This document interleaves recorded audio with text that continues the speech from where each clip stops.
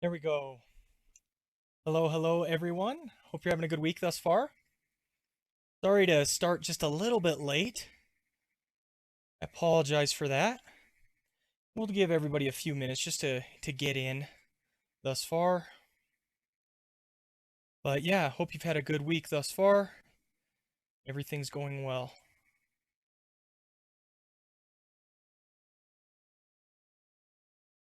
Thank you guys.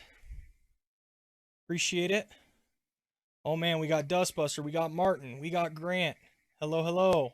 How you guys doing? Let's see, and I can see people coming in on the other platforms. Got a couple on YouTube right now. We got one on Facebook as well. We'll just give people some time. We've got Jesse. Dustbuster. That's not Pastor Tanner. That is a picture of James White. Amber jumping in. Nice to see you. Good to see you, Amber. How you guys doing this week? I hope you guys are doing good. Thanks for swinging by. Sorry we're getting going a little late. I apologize for that. I was running a little late. Trevor says the D Field's awesome. Good to see you guys. Dropping in on YouTube. Thank you, thank you. Glad to have the bunches. Getting more from YouTube. Like I said, I'll just wait a couple minutes while we get everyone before we go ahead and get started right here.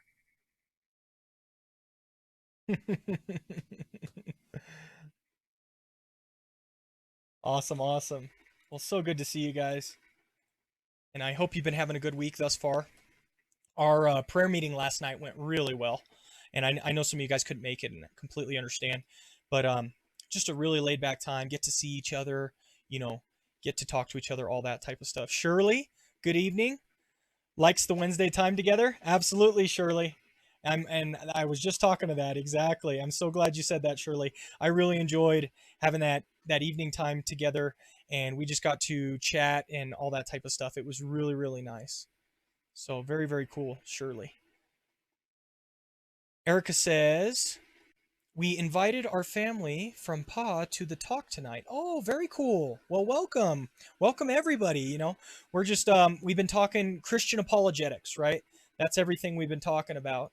And so, yeah, I'm so glad everybody's tuning in and wants to see everything. And like I said, hopefully we can have a good discussion tonight and just have a good evening as we go over the Bible study. I'm so glad you were able to invite your family. That's so fantastic. You clarified, Pa, Pennsylvania. I got you. I bet you guys are laughing at me right now. I was like, okay, so Trevor's the Pa, so it's on Trevor's side. And it was Pennsylvania. That's awesome. Oh man. I'm sure you guys are all laughing. You're laughing with me. It's not at me. You're laughing with me, right? You guys are laughing with me. Oh, well, very, very good. Let's see. What else do we have here? Um, let me change this and change the chat on this one as well. Sometimes we'll do the big picture. Hi, guys. And then sometimes we'll do the slides. Okay. And then wait, let me do a different one. I have so many options over here, right? So I want to make sure I get them all right. I wonder if this one would be handy.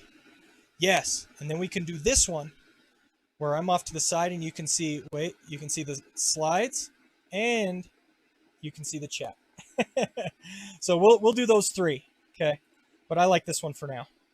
This one's nice because you can see all the slides. So, who remembers? I haven't asked this in a while. Who remembers what this painting is of? Does anyone know?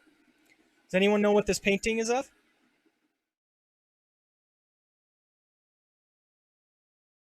Just says Pa, LOL.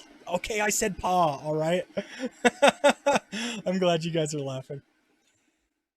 Martin nailed it. This is St. Paul on Mars Hill, sometimes called Paul at the Areopagus, right?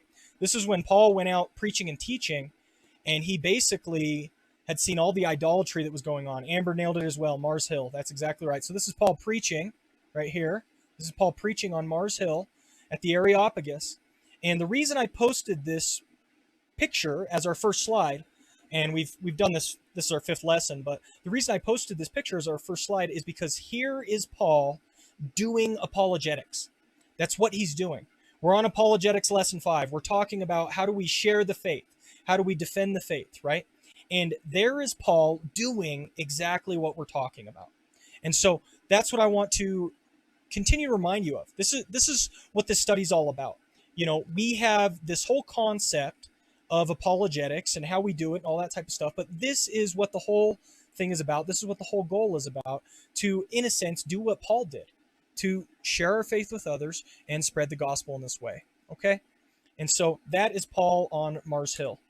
So I told you guys before, these are the 2 books I recommend on apologetics. Now, this book was written first. The book on the left was written first. Timothy Keller, The Reason for God. Okay? Very, very good book. Don't agree with everything in it, but very, very solid material, and he gives you lots of ways to talk about important issues. So that's the first book. And this book was written fairly long time ago, right? This book was written like 10 plus years ago, right? Well, I always felt that the book was missing a little something, right? And then he wrote a prequel book. And this book fills in all the details that I felt like he left out in The Reason for God. This book is Making Sense of God by Timothy Keller, right? And this book is really a prequel. It gives a lot of the details that were missing in The Reason for God and clarifies them. And so the whole reason I'm bringing this up is Timothy Keller, Making Sense of God, is the book we're utilizing right now in our study. I'm utilizing his book to get our frameworks and to talk about some big picture main ideas and big picture points. So if you guys want to know more detail, or you want to go in a little bit deeper into what these Bible studies are and what we've been talking about, pick up Timothy Keller's book, Making Sense of God, right? Making Sense of God. BJ says, I'm a Timothy Keller fan. Me too. I think Timothy Keller's got good stuff, and I highly recommend him. Very, very nice. So I just want you guys to know that. Pick up that book if you want some more details. And I'm not claiming any originality for anything that we talk about tonight, right? I glean heavily. Essentially what I do is I go through his books and I pull out the most relevant information. I kind of preview them and I grab all of the most relevant and important information. I try to put it together in a lesson that makes sense. Okay. So that's what this is all about. And that's going to be our framework. All right. So we're going to do some review, but before I do this review, I think it's essential, especially since we have some people who are new with us this evening. I think it's essential to review one thing that I didn't put in the formal review, and that's this. What is our twofold apologetic method? And if you guys remember, review is where you now get to participate and you kind of fill in some of the details. What is our twofold apologetic method? Bonus points if you can remember where we got it from.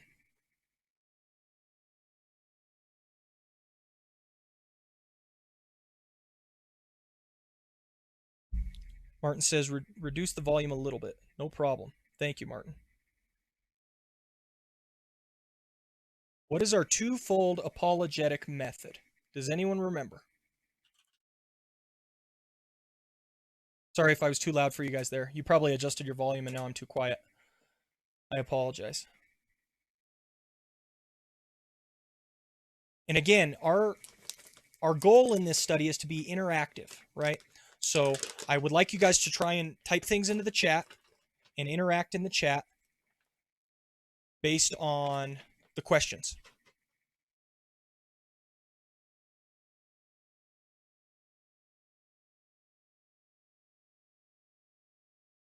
Okay, I got several answers here. Liam says Proverbs 26, 4-5. Absolutely. Proverbs 26, 4-5. And Jesse and Amber both said exactly what those proverbs say. So Proverbs 26, 4 and 5. If you've ever looked at these proverbs, they seem weird, right? And it's because, wait, let's do this one. The proverbs seem weird in Proverbs 26, 4 and 5 because they almost directly contradict each other. I'm going to actually slide this over just so you can see it. Look at that, guys. Look at that. So here's Proverbs 26, 4 and 5. Okay? And here, let's make those big. Don't worry, guys. We're going to be professional at this eventually. Here's Proverbs 26, 4 and 5, right here. Do not answer a fool according to his folly, or you yourself will be just like him. And then answer a fool according to his folly, or he will be wise in his own eyes. And I've had some people bring up, oh, here's a contradiction, a direct contradiction in the scriptures, right? Well, in reality, it's not a contradiction. We have to understand what the proverb is trying to communicate to us. Okay, that is key. And so here, answer a fool according to his folly and don't answer a fool according to his folly means that in some contexts, you're going to need to answer a fool according to his folly. But in other contexts, you will not answer a fool according to his folly. It takes wisdom to discern which one is needed, right? It takes wisdom to discern which one is needed. And so this is our twofold apologetic method. We want to both answer a fool according to his folly and not answer a fool according to his folly. That's what Jesse says. Answer a fool according to his folly. Don't answer a fool according to his folly. Amber says, Grace says, answer a fool according to his folly and don't answer a fool according to his folly. Exactly. That's perfect. Shirley says, my sound keeps breaking up. Is it just me? Might be your internet. Maybe sometimes, Shirley, if you do a refresh on the page, sometimes that helps. Maybe try that. I hope it helps for you. And I'm not showing any dropped frames, so I don't think it's on my end either. So that's what we want to do. We want to both answer a fool according to his folly and not answer a fool according to his folly. To make this concept a little simpler for us, here's what I suggest. Think about it when you're talking with somebody or conversing with them. Think about it as playing both offense and defense. If you guys know football at all, the offense is taking the ball and attacking with it. They're trying to drive the ball towards the goal line to score points. The defense is when the other team has the ball and they're driving the ball towards us and we're trying to stop them. In apologetics, you're going to have to do both. And depending on the conversation, you might do one or the other or both. And in some conversations, you might only do one of them. Just depends. Depends on how things are going. You're going to have to judge each conversation as it goes. There's no cookie cutter way to go about doing apologetics well. Okay? So we need to play both offense and defense. We need to answer a fool according to his folly, and we need to not answer a fool according to his folly. For our purposes, answering a fool according to his folly is going to be playing offense. How do you do that? You step into his own worldview for the sake of argument to demonstrate why what he believes is foolish. And we mean that biblically. We mean it's foolish biblically. We mean that we're not name calling, right? We're just saying, biblically, you are acting in a foolish way. What does it mean to be a fool in the Bible? The fool hath said in his heart, there is no God, right? That's what we're trying to point out. We're trying to point out, okay, you're taking a perspective that you think there's no God. That's foolish. And we are aiming to show them the foolishness of their position. And so that's what we're doing when we're answering a fool according to his folly. We're playing offense. We are demonstrating that his worldview doesn't make sense. Okay? Defense is not answering a fool according to his folly. What that means is when he starts asking questions, we use our presuppositions in order to defend the faith. So it's perfectly appropriate when you're engaging with an atheist to say something like, yeah, well, the Bible says, da da da da da. Why? Because we believe in the Bible. That's playing defense. When we play defense, we're allowed to use our tools. Okay? Some have presented apologetics in such a way that you can't quote the Bible. Not true. Not true. If you're playing offense at the time, you might not find quoting the Bible to be very effective with the individual you're interacting with. But when you're playing defense, it's perfectly acceptable to quote the Bible because you are not answering a fool according to his folly. Okay? And so that's the first thing I want us to grasp as we get into the study. Let's go now to my first review question that I put out. Shirley says, thanks. No problem, Shirley. I hope it improved for you. I'm just making some tea here, so don't mind me. Okay, guys, here is the first review question I would like to ask. And this is what we started talking about last time. Review question number 1. Isn't religion based upon faith and secularism based upon evidence? Okay, that's the question we had started asking last time and started to dig into. This is assumed by many, many people that you talk to. Many people who are of a secular perspective, many people who don't have a religious background, are just going to assume that you believe what you believe because you're naive and you just have faith, and they believe what they believe because they have the facts. They have all the evidence, and they have the science on their side. But we have to kind of ask, how is it not true? This is the sort of question you might get. We talked about Barry last time. I hope you guys remember Barry. Barry said this. Barry had deconverted from the faith, and he said this: I find it ludicrous that any thinking adult can believe in God, given there has never been even one tiny bit of proof for his existence. I'm open to anyone who thinks they have such proof trying to prove their belief to me. So here's Barry. Barry believes in the facts. Barry believes in science. Barry believes in proof. And as far as he's concerned, there's no proof for God, and there's never been any proof for God or for his existence. And so Barry critiques us, essentially saying, I can't believe a thinking adult could believe in God, right? And the reason I bring this up is you will find this perspective to be very typical, very, very typical of secularists. They just assume that religious people are naive and dumb, and that secular people are smart and know all the facts and all the information. Keller countered with this. Again, Tim Keller, the author of our book, and he kind of has the framework for the study we're going into. Tim Keller says this: to move from religion to secularism is not so much a loss of faith, that's what they assume, as a shift into a new set of beliefs and into a new community of faith, one that draws the lines between orthodoxy and heresy in different places. Okay, so in our circles, it might be heretical to say God doesn't exist. But when somebody loses their faith and moves to atheism, now it's heretical to say God does exist because they're atheists, right? And so they've just changed communities of faith. They have not actually given up faith and only believe in facts or science now. All they have done is they've just changed their community of faith. They've changed where they put their faith, but they actually haven't given up faith as a whole. And that's important to understand. And we're going to learn more about that as we continue to dig into it this evening. Okay? All right. Now, last time we began to critique what is called exclusive rationality. What exclusive rationality is when atheists say something like this: you must prove God to me, just like Barry did, right? Right here. I'm open to anyone who thinks they have such proof trying to prove their belief to me, right? What exclusive rationality says is this: you must prove God to me empirically. There's this assumption that you must use science to prove God to them. Does anyone remember what are the two problems with exclusive rationality? We critiqued exclusive rationality extensively last time, and we noted two primary problems. And if you weren't here with us, you could throw a guess in the chat. That's fine. Two problems with exclusive rationality. The idea that if you don't prove this to me scientifically, well, then it's not true. You haven't proven it. Can anyone think of why that perspective might be wrong, or what an issue with an exclusively rationalistic perspective might be?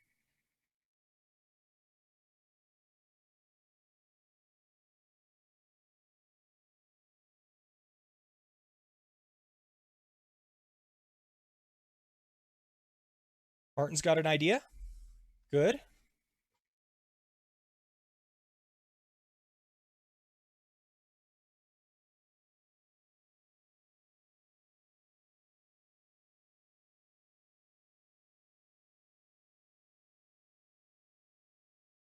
A little too hot. Any other ideas on why exclusive rationality, what problems does it have? What issues might there be with interpreting the world in an exclusively rationalistic sense?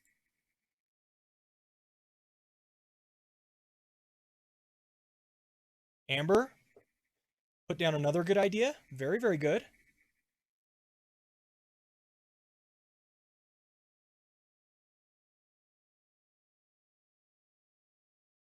Okay, good. We're getting good ideas. Okay, good. Yeah, thank you guys. Thank you for everyone who participated. Martin says this: science is a tool for exploring world, not God's world, not God. Exactly. Science is a tool for exploring the world, not God.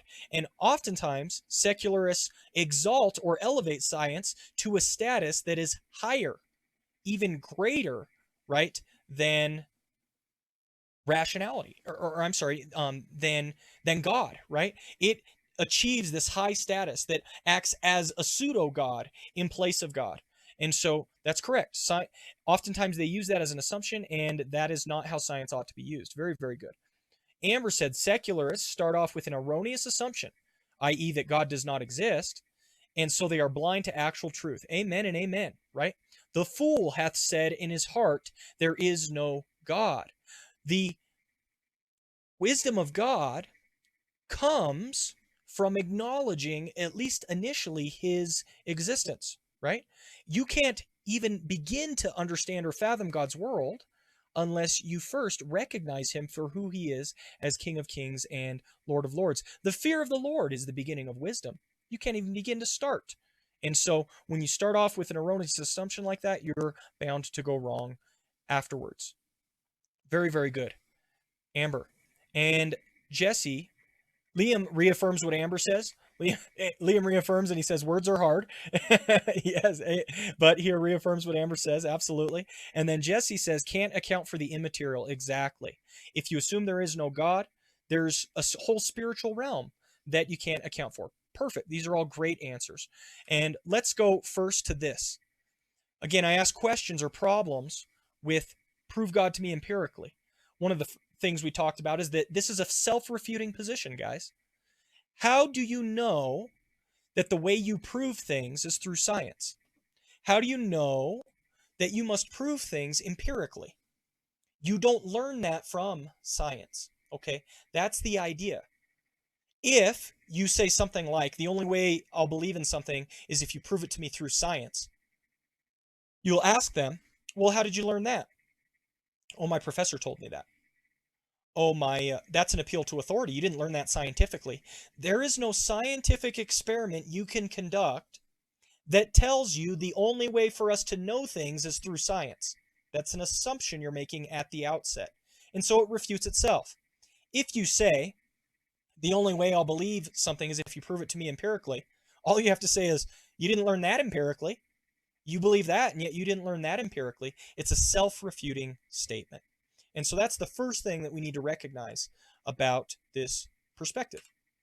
The second thing we need to recognize about this perspective is that many beliefs that all of us hold to are not grounded in science. Many beliefs that all of us hold to are not grounded in science. For example, we talked about last time, our beliefs in the laws of logic. You know, all of us try to be logical when we can. You get in an argument with somebody, you say that's not logical. Picard from Star Trek, right? He's got the that's illogical face palm going on, right? I don't know if there's any Star Trek fans out there, um, but there's this whole question about whether or not something's logical, you know, and you don't even learn logic from a scientific perspective. It's something that's built into us. It's ingrained into us. Additionally, just basic things that you know to be true. You know you love your spouse. You know you love your children. Love is something that's an emotion that's true, that's real. It's a real emotion that we feel towards others, and yet you didn't learn it scientifically. You didn't go to the classroom and today's lesson is on love, and then they do some experiments to demonstrate to you that love exists. And yet we all know it exists. We all know it exists intuitively. Many beliefs that we hold to aren't grounded in science, and this is true even for the person who claims to only believe what science teaches. Okay? So those are two ideas that we had talked about last time. Now, these are two big questions that we asked last time. What constitutes evidence? Because they want evidence, right? Show me evidence that God exists. Okay, well, what counts? What counts as evidence? Okay, what constitutes evidence? And why do we believe things in general? The fact of the matter is, we believe a lot of things for a lot of different reasons, not just because we have good scientific evidence. Here are three reasons we typically believe things. If you believe something, you probably believe it for one of these reasons. We do believe things because they're rational, okay? Rationality is one of the primary reasons we believe certain things, okay? if it makes sense to you logically, if people can spell it out and demonstrate it to you, oftentimes we will believe things for those reasons. Okay. But rationality isn't the only reason we believe things. We also believe things for experiential reasons. So if you had an experience of something and I tried my best to convince you that it didn't exist, then you're probably going to still believe it. I think this is true in like the supernatural realm. There are people you a fun question to ask people, do you believe in ghosts, right? And people will have different answers to that. Oftentimes people's answers will be dependent upon their experience. Nobody has scientific proof of a ghost, right? Unless you like watch those TV shows, that the ghost hunters or different things like that, right? But nobody has scientific proof for a ghost, and yet many people really believe they exist, and many people are like, no, that's silly. Well, largely your belief on the existence of ghosts is going to be based upon your experience of them. Have you experienced them or not? If you've experienced them, you probably think they're real. If you haven't experienced them, you probably don't think they're real, right? So experience is one of the reasons we believe things. And note that that isn't scientific, but it's still valid. Okay. The third is social. We often believe many things. In fact, 90% of things that you believe are probably based on social reasons. Okay. Something simple that I brought up last time that I think is very relevant is the existence of Hawaii. Does Hawaii exist, right? I believe Hawaii exists, but why do I believe it? I've never been there. I have no scientific evidence that Hawaii exists. In fact, there are many places across the whole world that I don't have any scientific evidence to believe exists, and yet they do. I believe them because I have a social reason to believe them. I've met people who have been there. I believe them because I've interacted with people who say that they're there, right? And we have maps and different things like that that show us that they're there. And so that's why I believe them. But those are social reasons. Those are things that I believe for social reasons. And again, that's a valid reason. There are many things we believe because our parents taught them to us. Those are valid reasons, okay? There are many things we believe because someone smarter than us taught them to us, be it a professor or a teacher or something like that. So those are all valid reasons. So we believe things for many different reasons than just science. Okay, science is one way we arrive at truth, but it's not the only way. All right. Liam says scientific proof is a contradiction of terms. Scientific proof is a contradiction of terms. I think I know what you're getting at, Liam. I think I do. Got a few people dropping into Mixer. Got a couple people in Mixer. Welcome, and welcome to our Bible study. You're more than welcome to interact with us and spend some time with us this evening. We're just talking about nature of belief and understanding. So welcome. Thanks for being with us tonight. Okay, guys, let's move on to the next slide. And on this slide, we talked about critiquing grounds of rationality. And how do we do this practically? Okay. There was one thing, we talked about this in 5 different aspects, right? We talked about this in 5 different aspects. Give me 1 second here, guys.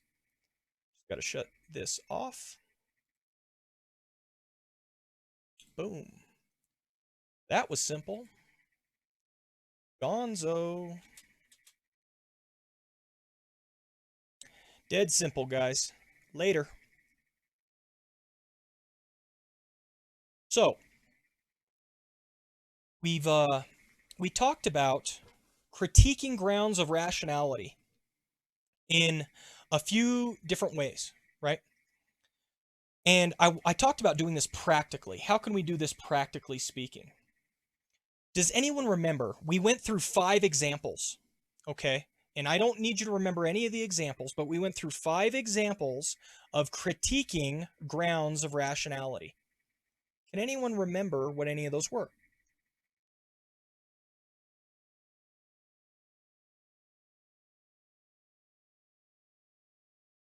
Five different examples of critiquing rationality. And there was one big idea I wanted you to get. It had to do with doubts. You don't remember that. That's a pretty big hint.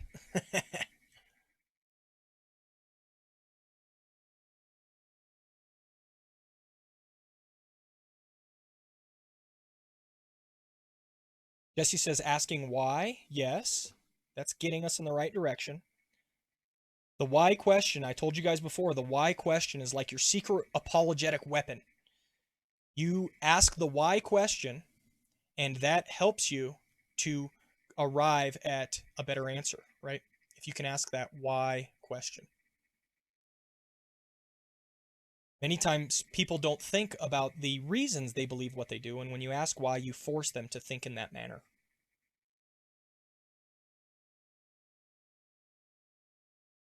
Does anyone remember? It has to do with doubts. If not, I can help you out. I told you to get people to doubt their doubts. That we have doubts already. People have doubts, but to get them to question even those. And the why question would be a good way to do that. I told you to get people to doubt their doubts. They have certain doubts about Christianity, they have certain doubts about the Bible, they have certain doubts about Christ. And I asked you to get people to doubt their doubts, right? And there are many basic beliefs that undergird a doubt that somebody might have. So, if I could just give an example, if somebody was raised in the church, they might believe implicitly. This isn't taught to them, but they might believe implicitly that things go well for God's people. Okay? They might believe that implicitly. And then they think they're part of God's people, they go off to college or something like that, and things start going really, really poorly for them. Also, many people raised in the church might also think implicitly, again, no one ever taught them this, but they just kind of absorb it, right? Like it's kind of the spirit or the culture of the place. They might believe implicitly that people who aren't Christians are immoral and don't live according to proper standards, right? They might believe that. Okay. And now they go off to college and they meet a non-Christian who is perfectly moral, right? What's wrong with these people? There's nothing wrong with these people, right? And so that tends to erode at their faith. Even though it's not rational or logical for it to do so, it erodes at their faith because they had an implicit belief about Christianity, and then that implicit belief is challenged. They believed that non-Christians were immoral people, and then they met a bunch of non-Christians, and they were great people. And so they begin to doubt. What you need to ask them is to doubt their doubts, to take it a step further and say, okay, you're doubting, but why? We want them to doubt their doubts. And so tonight, we're going to finish up question 2. We're on question 2, isn't religion based on faith and secularism based upon evidence? And we're going to go into part 2 of question 2. Okay? So that's what's on the docket for tonight. Now, here's something I want you to get at. And this is, again, part 2, so we're getting some of what happened last time caught up in here as well. It's not faith versus science. It's faith and science. It's faith and reason. I have here on the screen a few prominent philosophers who promoted different ideas in this range. Okay. Rene Descartes said, I think, therefore I am. That's his famous quote, right? I think, therefore I am. He tried to base the foundation of who he was on the fact that he existed, right? He tried to learn about the world by starting from himself as the starting point, okay? John Locke was a philosopher who also utilized reason to arrive at certain conclusions. He basically said we can build, certain government ideals and things like that just from pure reason alone, right? And so that was an idea there. So these are two philosophers who are very gung-ho on the reason side of things, okay? They don't think there's any place for faith. It's all about reason. Believe it or not, there are philosophers who have gone the other direction. And this is a result of a lot of the postmodern movement. The postmodern movement has seen fault with rationalism, seen fault with pure reason, and has come at it from a different angle, right? So Derrida and Foucault are two that said, you know what? We can't know anything at all, right? It's not about reason. In fact, there's nothing to be known in reason. It's all about faith. However you believe, you just believe it, right? And these philosophers began laying the groundwork for postmodernism. The idea that it's purely relativistic, it's completely up to you. You believe whatever you want to believe, right? So both of these kind of developed in those ways. And what I want you to see is that we need a balance of both faith and reason. Okay, we need a balance of both faith and reason. There's objective truth out there, i.e., reason, and there is subjective truth out there, i.e., faith. And please know when I say faith here, I'm not using it in the biblical sense. Okay, I just mean in that belief aspect. All right, so we need to have a balance of faith and reason. That's important. And you can see right there, balance of reason and faith. We need to have a balance. And I'm going to change the slide because my head is in the way. Let's go. I wonder if I can go slides only. No, let's temporarily hide my head. If only we could do this in real life, huh? Watch this. Boop. I'm gone, but you can still hear me. Okay. And let's temporarily hide the chat. Here you go. You can see the whole slide. All right, here is a quote from Tim Keller, and I think this is very, very relevant to our discussion.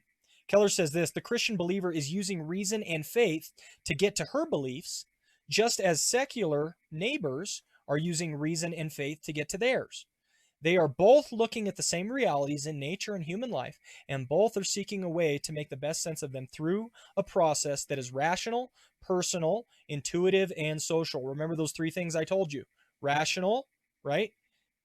I said experiential, and that's personal and intuitive, and social. Reason does not and cannot operate alone. And this is true for both Christians and non-Christians. This is true for both believers and unbelievers. Okay? And so that's something we need to recognize. It's faith and reason. They go together, they go hand in hand. Look at that. Nice. All right. Well, if that's the case, here's a big challenge now. How do you best demonstrate this? We all know in this, because we're here in Bible study together, we all know that faith and reason go together, right? We all know that you can't have one without the other. But the individual that you are speaking with, do they know? And that's where the rub is, right? How do we demonstrate this for people? How do we get people to understand that they have faith in addition to reason, and they're not operating on reason alone? How can we demonstrate this for people? And that's one of the keys I want us to get at tonight. Remember, we have our twofold apologetic method. And what I want to do tonight now is to apply this twofold apologetic method to morality and to ethics. Okay? To morality and to ethics. What are morality and ethics? This is how we are to live our lives. How do we know what we're supposed to do? One of the standard ways that Christians speak about morality and ethics is through the Ten Commandments, right? The Ten Commandments are a Christian standard for morality and ethics.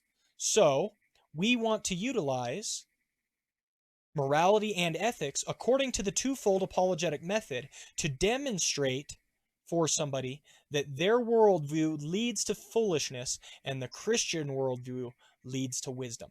That's the idea, guys. I know we're using a lot of big terms. I'm referencing philosophers and all this. But if you're struggling at this point, just please tune in for me right now. It's a really simple process. The unbeliever's worldview inevitably leads to foolishness. It leads to foolishness. The fool hath said in his heart, there is no God, right?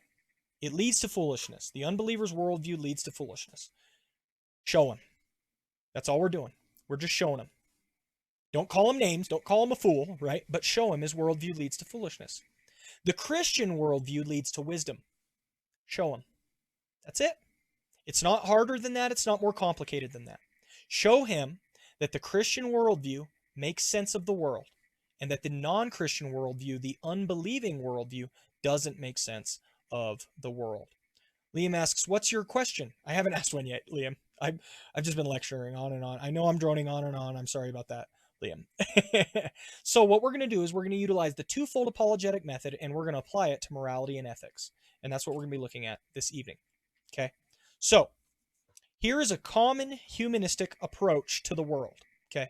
If you talk to your secular coworker, your secular neighbor, they probably hold to some sort of view like this when it comes to ethics. They're committed to science and reason. They're committed to the progress and good of humanity. They're committed to rights, equality, and freedom of every individual human being. Okay? Does that sound like something that a lot of your coworkers might say? I mean, who can object to these, right? Science and reason, progress, good of humanity, rights, equality, freedom of every individual human being. This is what we're for. This is what we're about, right? Rah, rah. And nobody can find any issues with it. This is a common humanist type of manifesto, okay? But that's not the only one. What about this? Secularity is marked by a call to take active responsibility for the progressive improvement of the world, to work for the betterment of other humans, even strangers beyond our shores, right? I mean, you could, if you were creating a humanistic society, you just put that right on the front page, right, of the website, and that would get a ton of hits, right? Secularity is marked by a call to take active responsibility for the progressive improvement of the world, to work for the betterment of other humans, even strangers beyond our shores. So these are typical. Again, I said we're going to go from a moral and ethical standpoint. These are typical secularist perspectives on the world. Okay? How would you respond? Talking to a secularist? And if you've been with us for several weeks now, you should see something wrong with these statements. Not with what they're affirming, necessarily, but with where they're standing, if you will. Okay? Secularity is marked by a call to take active responsibility for the progressive improvement of the world, to work for the betterment of other humans, even strangers beyond our shores. Martin has an idea. Keep putting those ideas in the chat, guys. I want to see what you guys think on this. Humanists are committed to science and reason, to progress and the good of humanity, to rights, equality, freedom of every individual human being. How would you respond, guys? If you said, hey, do you have a religious background? And said, oh, I'm a humanist. Oh, what's that? And then they literally just quoted this to you. I'm committed to science and reason, progress, good of humanity, rights, equality, and freedom of every individual. Boom. What would you say? Amber dropping a great idea in the chat. Good, good. What else?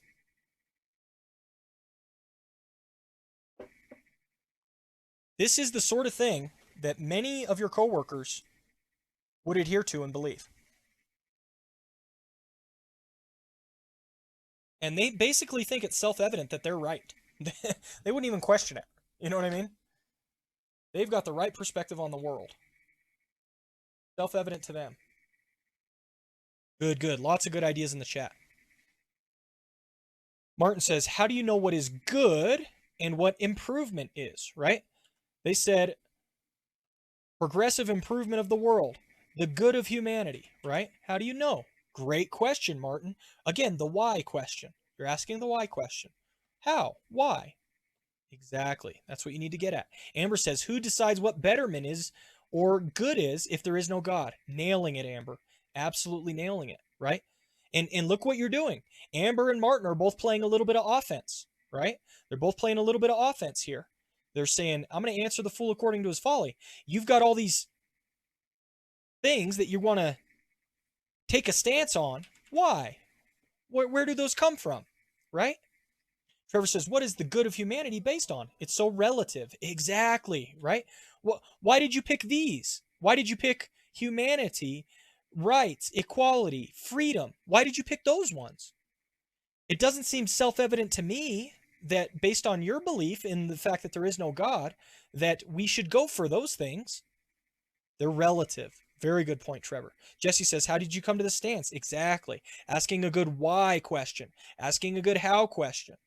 To get them to think actively about why they're saying what they're saying. Liam says, do you believe in absolute moral values? Very good question, right? They're taking moral stances here. Humanists are committed to science and reason, the progress of the good of humanity, rights, equality, freedom of every individual human being. That's what we're committed to. Well, where did you come up with those moral values? Are they absolute? Or did you just pick them? Was it like were you selecting your favorite Skittles? You know, I don't like the red ones, but I really like the orange ones. Like, why? Why did you come to that conclusion? Why did you come to that stance? Martin says, why human beings? Are human beings special for some reason? Really good point, Martin. And you can see a lot of people in our day and age will even attack the fact that humanity exists on the earth because they realize that that is an implicit question they don't have a good answer for, right? Yeah, why should it be human beings? Aren't human beings just a blight on the earth? That's what some think. Very great questions, guys. You're getting them to ask questions about why they believe what they believe. So, how do you respond? This is inherently, I think, where we're driving at. And all of you guys are saying the same thing. Where do these values come from, guys? Where do these moralistic values come from? We're talking about morals. We're talking about ethics. Why, how we should behave and why we should behave that way. Where do all of these values come from? They seem to think this is self-evident. Good of humanity, rights, equality, freedom of every individual human being. They seem to think that's self-evident. Work for the betterment of other humans, even strangers, right? Evidently that's just obvious, right? Where do those values come from, guys? Where do they come from? This, I think, is a fantastic quote. I'm going to take my head in the chat away again. I'm going to read this quote to you, and I want you guys to critique it, okay? This is straight out of, I believe it was New York Times. This is straight out of a New York Times article, and again, this is a quote from Keller. He sourced this, but it illustrates what we're talking about. Again, ask yourself, where do these values come from? Where do these values come from? Where do these values come from? Okay, now let's read this small section out of the New York Times. When the Hubble Space Telescope pointed to a black spot in the sky about the size of an eraser head for a week, it found 30,000 galaxies, over 30 billion years old, with many trillions of stars and many more trillions of inferred planets. So, how significant are you? You are not a unique snowflake. You are not special. You are just another piece of decaying matter on the compost pile of this world. Nothing of who you are and what you will do in the short time you are here will matter. Everything short of that realization is vanity. So, celebrate life in every moment, admire its wonders, and love without reservation. That's a really encouraging quote, right, guys? Now put on your thinking caps, and I want you guys to critique these statements, okay? I want you guys to critique these statements and tell me what you think. What do you think about these statements? And again, put on your thinking caps, and we're talking about values here. Again, there's this long, long list. You're not a unique snowflake, it says. You're not special. You're just another piece of decaying matter on a compost pile in this world. Nothing of who you are and what you will do in the short time you are here will matter. Everything short of this realization is vanity. So celebrate life in every moment, admire its wonders, and love without reservations. What do you guys think about this statement?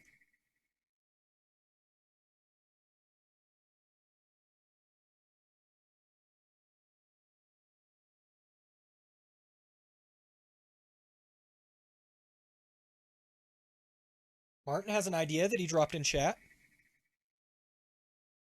What else, guys?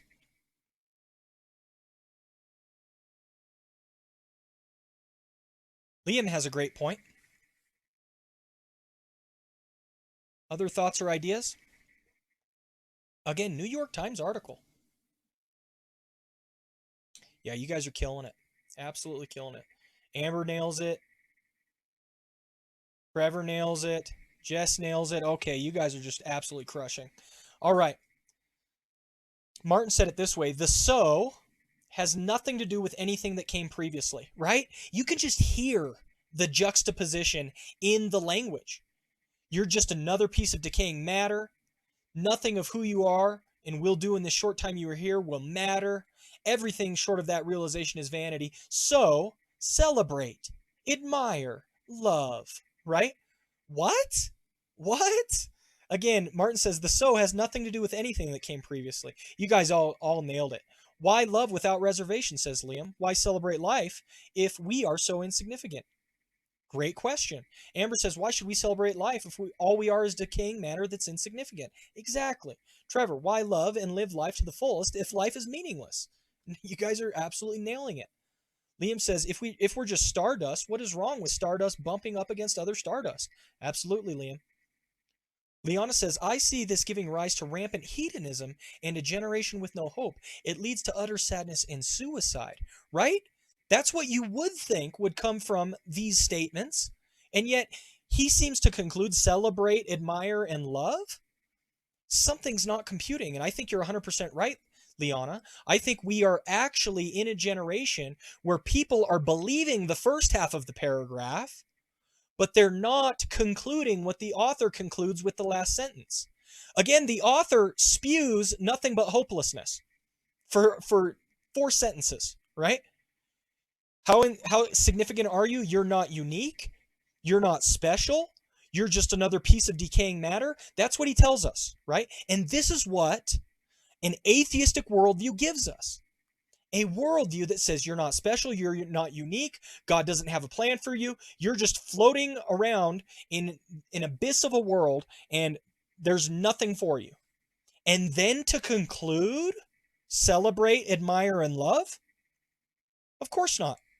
That doesn't comport. It doesn't make sense. And what Liana is getting at here is we have a whole generation of people who believe the first half of the paragraph, and they're recognizing that the second half of the paragraph or the last sentence doesn't make sense anymore. And that's why some of these things are happening. Like you said, hedonism, generation with no hope, sadness, and suicide. Yep. Because they believe the first half of the paragraph. This is part of Darwin's legacy that he has left us. Okay. Very, very good point, Liana. And so here is what I want to show you guys now. Keller says essentially what you guys are saying, but he's a respected author, so he says it in fancy words, right? Here's what Keller says. Why shouldn't we live as selfishly as we can get away with? How do beliefs in individual freedom, human rights, and equality arise from or align with the idea that human beings came to be what they are through survival of the fittest? Again, Darwin's legacy, right? This is what he has left to us. I don't know how you can conclude love, be happy, explore the world from that. Here's another great quote. This is me quoting Keller, quoting Charles Taylor, quoting a Russian philosopher, Solovyov. Okay. But he puts it perfectly, and he's being sarcastic when he says this, okay, guys? So just recognize the sarcasm in this. But note what he says, and this is the most beautiful way to critique it. Man descended from apes, therefore we must love one another. That is the level of silliness that the New York Times article is demonstrating. Man descended from apes, therefore we must love one another? How do those go together? Excuse me, I didn't mean to bump the mic. How do those go together? The fact of the matter is they don't. They don't go together. And yet we are living in a generation currently that believes both halves of this sentence. And they don't go together. So you're going to lose one of them. One of them has to get blown up, right? Either you're going to think you're an insignificant piece of stardust, that you're an animal descended from apes, and consequently, we don't have to love one another.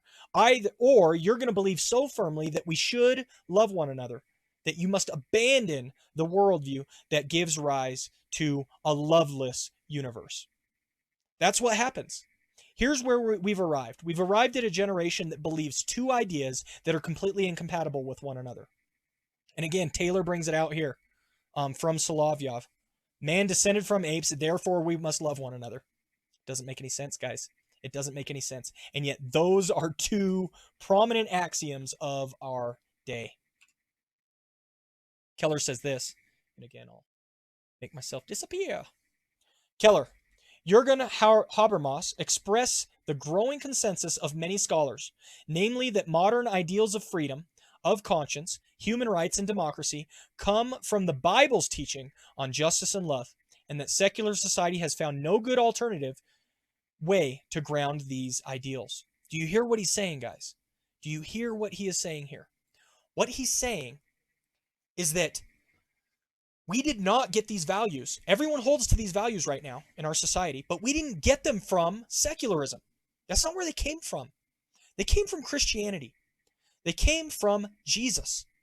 Jesus and the Bible established a world in which these values make sense. And what has happened is we have arrived at a point in the world where we've tried to throw away God and say God doesn't matter, God doesn't exist, and yet we've tried to still hold on to our values. You can't do it. If you're going to abandon God, the foundation of all your values, then you're going to lose your values eventually as well. And we've had generation after generation since Darwin essentially going for the idea that they're just a random accident in the universe. And it's no wonder we're beginning to slip more and more after each generation in terms of our values.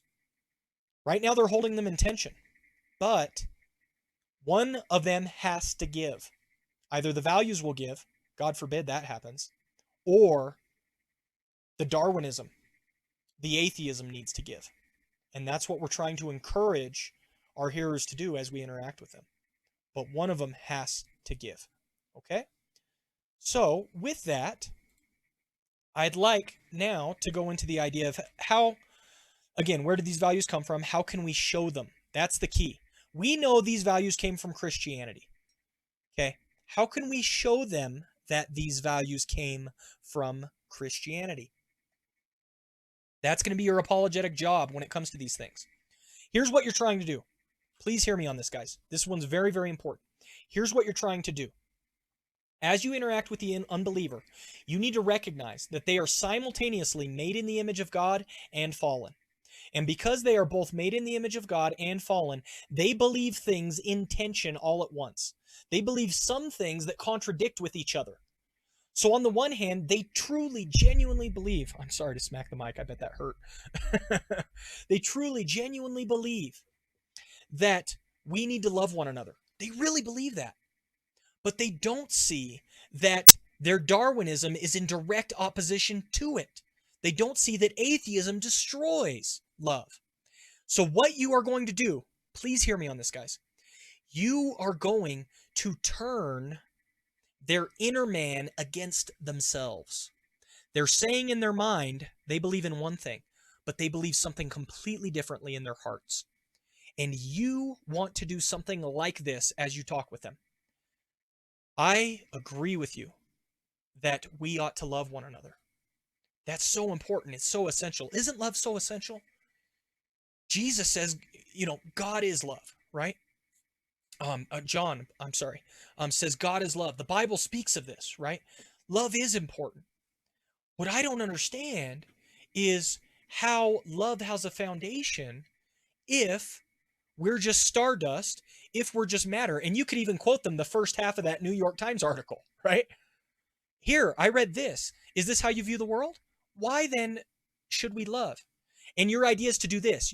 You are planting a secret agent in their hearts and souls. They can't get away from it because they're made in the image of God. This is what Romans 1 teaches. Although they knew God in their heart of hearts, they neither glorified him nor gave thanks, but their foolish hearts became darkened. You in apologetics are appealing to the inner man. You've got a secret agent inside of their heart called their conscience. They know God exists, Paul says. You don't have to prove to them God exists. Do not walk into a conversation with an atheist with 15 arguments for the existence of God. They already know he exists. Instead, use the double agent that's in their heart, their conscience. Appeal to their conscience and utilize it. You know these things are morally right and wrong. You know them to be true, and I agree with you. I absolutely agree with you. What I don't understand is why it should be that way if we've evolved from apes. That doesn't make any sense to me. And just press them on that point as much as you can, because that is what you're doing. And you're hoping that they'll finally realize that a statement like,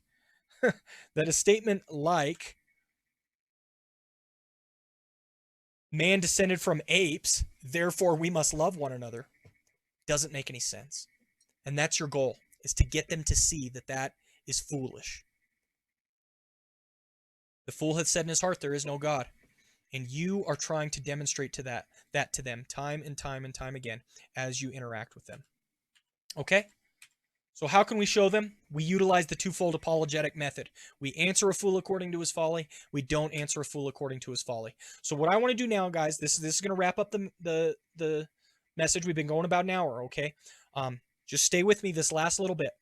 I want interaction here, guys. So here's the secret agent you're appealing to. Here's your double agent, guys. Human equality and human rights. They believe strongly that all human beings are equal, and they believe strongly in human rights. How would you answer a fool according to his folly, i.e., demonstrating that his worldview ought not to have human equality or human rights? And then how would you not answer a fool according to his folly? Demonstrate that Christianity lays the foundation for human equality and human rights. You see what we're doing here? You're selecting a morality or an ethic that you both agree on. We believe in human rights. Well, yeah, I believe in human rights. And okay, he says, yeah, me too. I believe in human rights. Now, how do you answer the fool according to his folly? Essentially, stepping into his worldview to demonstrate that it doesn't support human rights. And how do you not answer the fool according to his folly? I.e., demonstrate that the Christian worldview does promote human rights. We're using somebody's inherent conscience, their morality, against them. How would you do this, guys? On the topic of human equality and human rights, I have 4 of these. There are many more, but I have 4 double agents for you to utilize. I have 4 spies that you can utilize in the secularist's heart because they have moral stances they all believe to be self-evident, but they're not self-evident. They're Christian, and we need to show them that they're Christian. How do you answer this fool according to his folly? And how do you not answer this fool according to his folly? Human equality and human rights.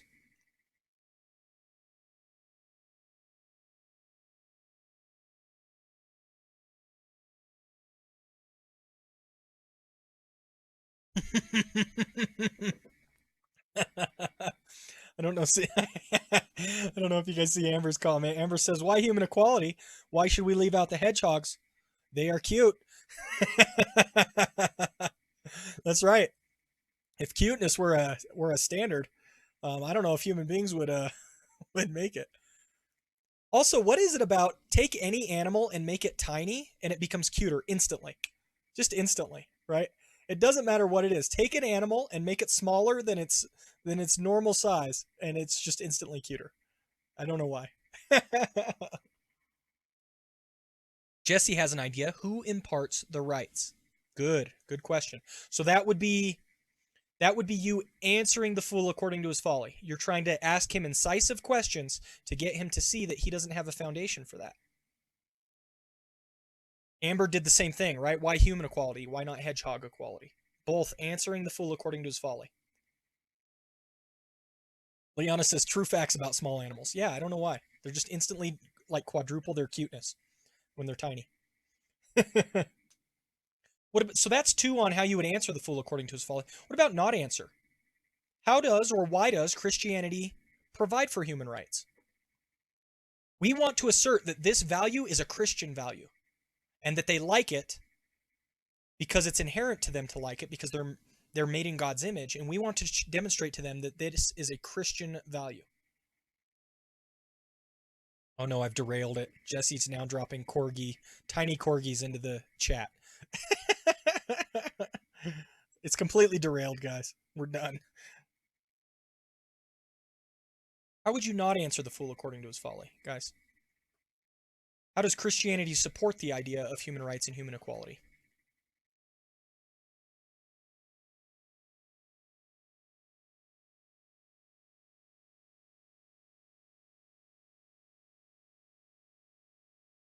Amber says, we are made in God's image and life is precious to God. Each person is made on purpose for a purpose. Nailed it.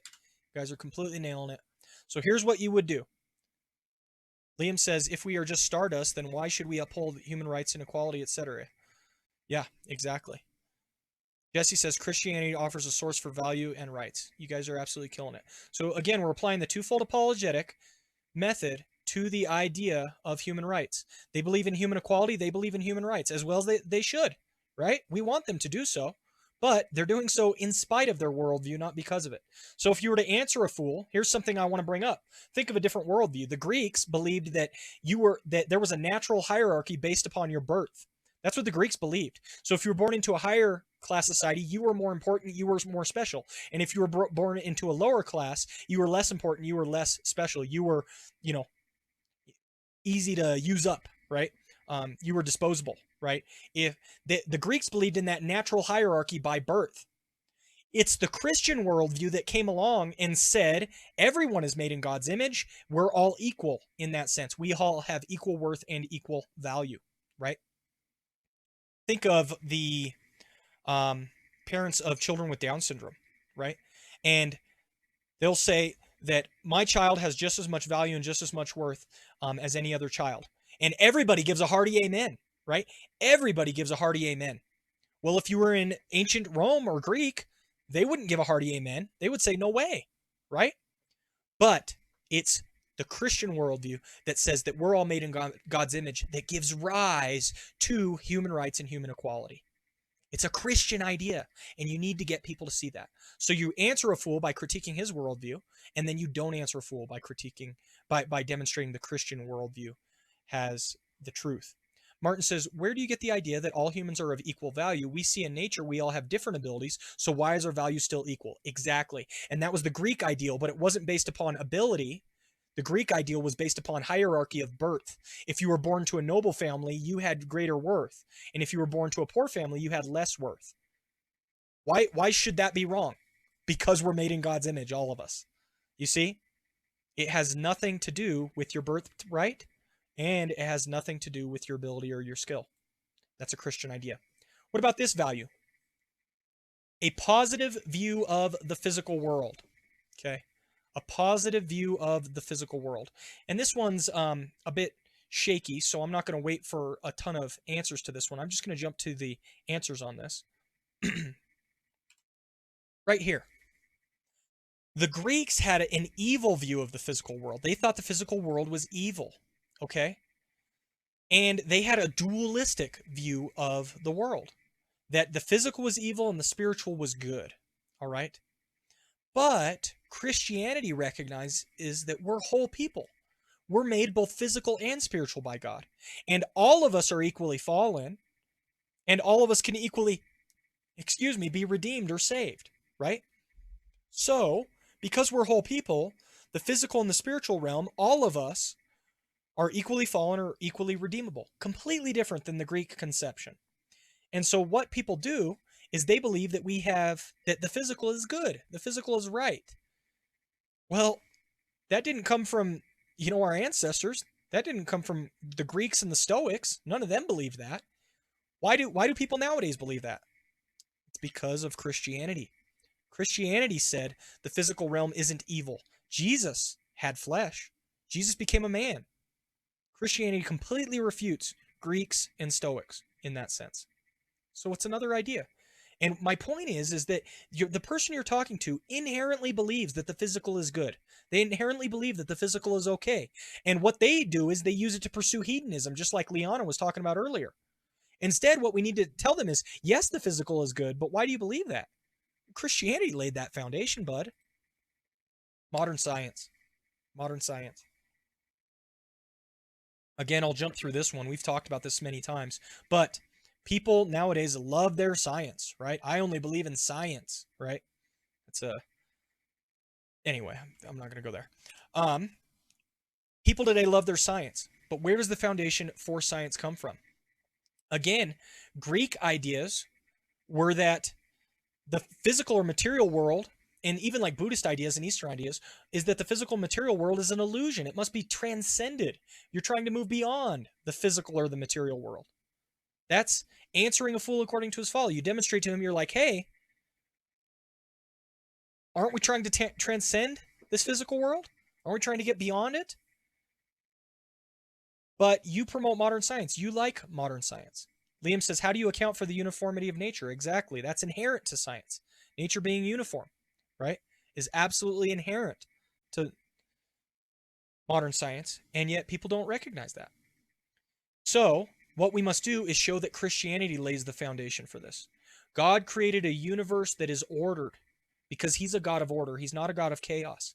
God created a universe that is ordered, that's understandable, that we can interpret and experience, that has uniformity. Liam says, how do you account for the uniformity of nature? Nailed it. Then unbelieving worldview can't account for the uniformity of nature, whereas Christianity can. So you Answer a fool according to his folly. You demonstrate for him that in his worldview, modern science doesn't even make sense.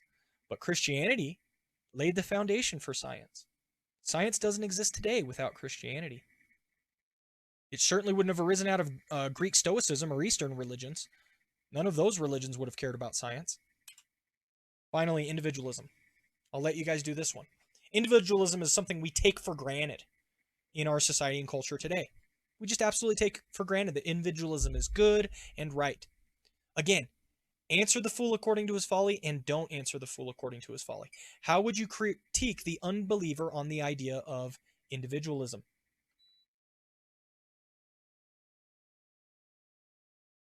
And again, the idea of individualism is that you as an individual are a person. You have worth and value. You're a human being, all of that. And that's you as an individual rather than just the collective being important.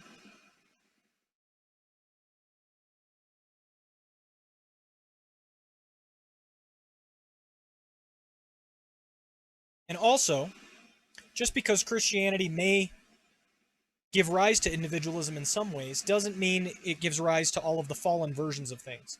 I think sometimes in America today we practice individualism in a very negative sense. Okay? We sometimes practice individualism in a very negative sense. And so we're not affirming that sort of individualism, but the sort of individualism that all of us would seem to promote and be happy for, right? How would you answer the fool according to his folly and not answer the fool according to his folly?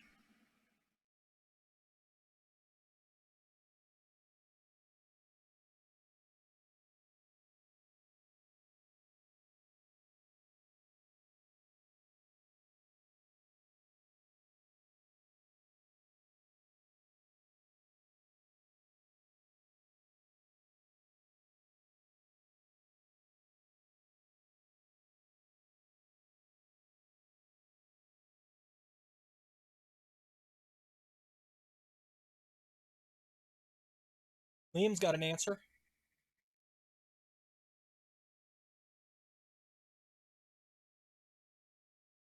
Yeah, and it's the same themes, guys. It's the same themes we've been covering. Liam says, if we as individuals have worth and value, then we are not just stardust? Exactly.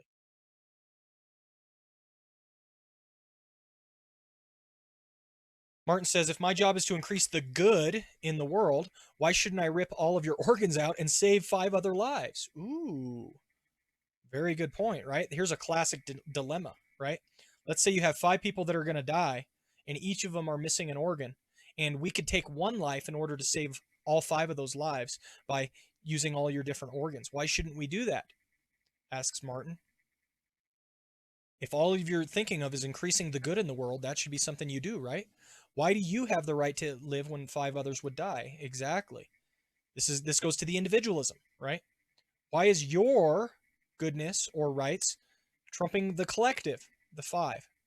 Very good points, guys. And it's the same stuff. It's the same stuff we've been pointing at, okay? So we'll get right into this. How do we answer the fool? Look, the Buddhist and Greek worldviews essentially said you were supposed to transcend the self. You were supposed to merge into the cosmos, right? You were supposed to become one with the universe, the great nothingness of the universe, whatever that is, right? You're supposed to merge with that, and that's the ultimate goal. But we all inherently know that's not right. We just know it, right? Again, you've got a double agent in their heart, and you appeal to it, you utilize it. You instead say, look, Christianity emphasizes the individual. Each individual can come to Christ to be saved. Not just as a collective, not just as a group, but we as individuals can come to Christ to be saved. And so individual salvation demonstrates the fact that God cares about each single individual as well, not just the collective, not just the group. And that is something that came out of Christianity. All right, guys, here's what I want to close with. I don't know if you guys know Nietzsche. Nietzsche was no Christian, but Nietzsche realized what we were doing. Okay. Nietzsche, this is a famous passage from Nietzsche. Okay. And I want you guys to know what he's saying as I go through this. Nietzsche, in this passage, it's called The Madman. And Nietzsche says in this passage, we killed God. Now, a lot of you I know think that sounds blasphemous, right? That we killed God. What is Nietzsche thinking? what I want you to know is what he means is that we as humanity have essentially, we think we've gotten rid of the need for God. That's essentially what's going on with Nietzsche here. We think we've gotten rid of the need for God. And what Nietzsche demonstrates to us is that we haven't gotten rid of the need for God. In fact, what has happened is we think we have gotten rid of the need for God, but in reality, we have stepped into a realm where there is no God, and we've done it to ourselves, and it is bound to result in misery. That's what he's saying. So let me read this passage to you, and then we'll talk about it briefly. The madman jumped into their midst and pierced them with his eyes. Whither is God? He cried. I will tell you. We have killed him, you and I. All of us are his murderers. But how did we do this? How could we drink up the sea? Who gave us the sponge to wipe away the entire horizon? What were we doing when we unchained this earth from its sun? Whither is it moving now? Whither are we moving? Away from all suns? Are we not plunging continually? Backward, sideward, forward, in all directions? Is there still any up or down? He continues. Are we not straying as through an infinite nothing? Do we not feel the breath of empty space? Has it not become colder? Is not night continually closing in on us? Do we not need to light lanterns in the morning? Do we hear nothing as yet of the noise of the grave diggers who are burying God? Do we smell nothing as yet of the divine decomposition? Gods too decompose. God is dead. God remains dead, and we have killed him. Here's my point with this passage, guys. Here's what I want you guys to see. Nietzsche recognized what the New York Times article author didn't. If you abandon God and get rid of God, you lose all of your values too. There is no foundation for them. That's what he means when he says we have untethered the earth from the sun and we're just floating out into nothingness. If you abandon the God of Christianity, you lose all of the Christian values that come with it. And all those values we went through are values that atheists want to hold to, but they want to hold to them without God. It's not possible. Nietzsche saw this coming miles and miles away. In many ways, he was well ahead of his time. And again, Nietzsche is no Christian. His solution was we just need to appeal to he called it the Ubermensch, right? The Superman. That's what Nietzsche said. He said the Supermen will rise to the top. What will they do? They will stare into the dark nothingness of the void and won't be afraid. That's what we should do, right? And yet he has no foundation for that either. He falls victim to his own criticism, to be honest, even though he didn't recognize it. But the reason I bring this all up is Nietzsche saw where this was going. And yet so many in our day and age, even though Nietzsche predates them by, many years, so many in our day and age think they can hold to these two ideas at once. Christian values and morality without Christianity.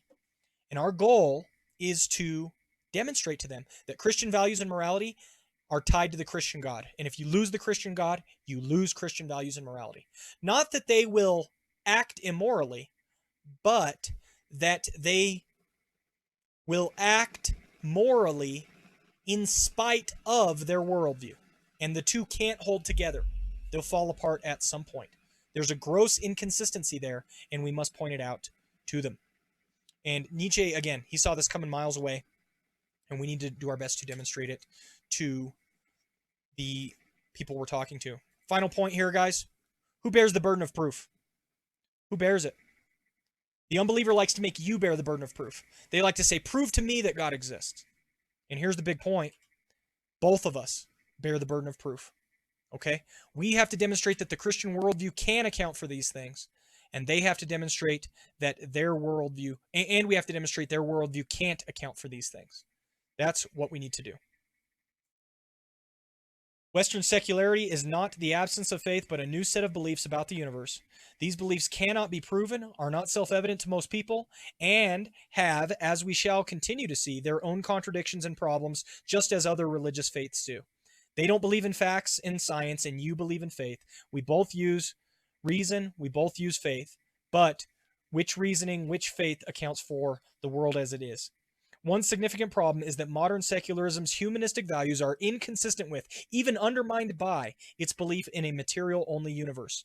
The other problems The other problem we've addressed is that many secular people base their non belief on a rigid and simplistic view of reason. And again, this is straight from Keller out of the book. And so that's what we need to get people to see. The burden of proof is on both parties. You need to demonstrate that the Christian worldview can account for reality, and they need to demonstrate that their worldview can account for reality when, of course, it cannot. And so that's what we're doing in the apologetic endeavor. We are seeking to demonstrate those things to the unbeliever. Okay? So I'll leave just a minute or two for any final questions, comments, or concerns. If you guys would like to ask questions, put some comments and concerns in the chat. I'd be happy to answer them. And I'll just give a minute or two because I know there's a bit of a delay. But if not, I'll just close us off with prayer shortly. I hope this makes sense. The material is kind of complex, but what we're doing at the root, at the base of everything, is very simple. Hope that's coming through, guys. You don't have to have a bunch of letters after your name. You don't have to study a ton of philosophy. You just have to remember, answer a fool according to his folly. Don't answer a fool according to his folly. The Christian worldview can account for these things. Unchristian worldviews can't. And we need to keep pressing the unbeliever and demonstrating those things to them. Anything else, guys? Just going to leave another 15 to 20 seconds for any comments. If you're writing your comment, don't worry about it. I'm going to pray for us while you write your comment. And then after I close in prayer, if there's no comments, we'll go ahead and sign off. If not, I can take some comments then. I'm going to go ahead and pray for us right now. Father God, you are so good to us, and I thank you so much for your Son. I thank you so much that you have not left us untethered from the sun, just floating along blindly in the universe, but that God, you have directed us, you have guided us, you have done everything well, and you have given us hope in this world. I pray that we can utilize those things and you utilize them for your glory, for your good, and to honor and glorify you. I thank you so much for your grace and mercy. Please be with each and every one of us as we continue this week to meditate upon your truths and to think about your grace and your mercy. And I pray that you would guide us and direct us in the way you would have us to go. Thank you, Father. You are so good. Thank you for all you have done for us, Lord, and help us to continue to live to your glory for your holy name's sake. I pray all these things in Jesus' name. Amen. Amen. All right. Yeah, no additional questions or comments. I appreciate it, guys. Thanks for taking the time to stop by. Thanks for taking this time to stop by. Liam says, well said. Liana says, thanks, that was fun. Martin says, thanks, Pastor Tanner. My pleasure, Martin. My pleasure, Liana. Liam says, do you know what the laws of logic are? Yeah, we're going to cover those in the future. And you're 100% right, Liam. It's just a bit more of a complicated point. The easiest entry point on these topics is ethics and morality because it's the most self-evident to a lot of people. A lot of people don't recognize, you're 100% right, Liam, and I know exactly where you're going, but a lot of people don't recognize that they lose the laws of logic when they lose God. And so, and it's very difficult to demonstrate that to people because it's such a philosophical point. Most people don't think in that way. And so we will cover that in the future, but it's a difficult point to cover. But yes, you're dead on the money, Liam. That's a very, very good one. Okay, guys, thank you so much. I pray God blesses you this week, that you have a great rest of your week. Friday's coming up, and then we got the weekend here. And man, crazy times. As always, we're going to be streaming this Sunday's service. And so we'll hopefully see you this Sunday. If not, God bless you, and God be gracious to you. And thank you so much. Reach out if you need any help or support. And we love you guys so much. Take care. God bless, and have a great evening. Bye, guys.